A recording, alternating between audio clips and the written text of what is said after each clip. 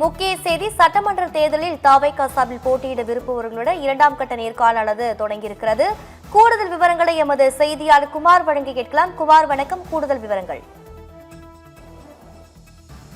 சென்னை பனையூரில் 50 வேட்பாளர்களுடன் இரண்டாம் கட்ட நேர்காணல் விஜய் ஈடுபட்டு வருகிறார். ஏற்கனவே முதற்கட்ட நேர்காணல் விஜய் ஈடுபட்ட போது 30 சட்டமன்ற தொகுதியில் போட்டியிடும் வேட்பாளர்களை உறுதி செய்தார்.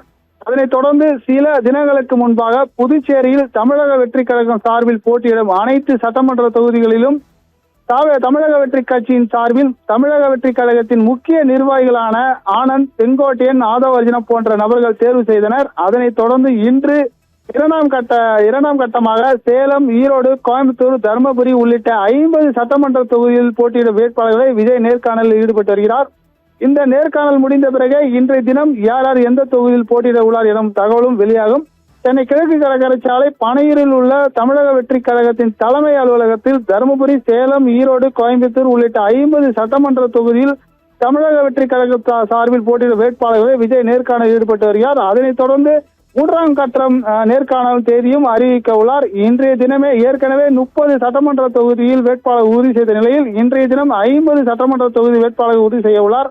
மூன்றாம் கட்ட நேர்காணல் தேதியும் அறிவிக்க உள்ளார் விஜய்.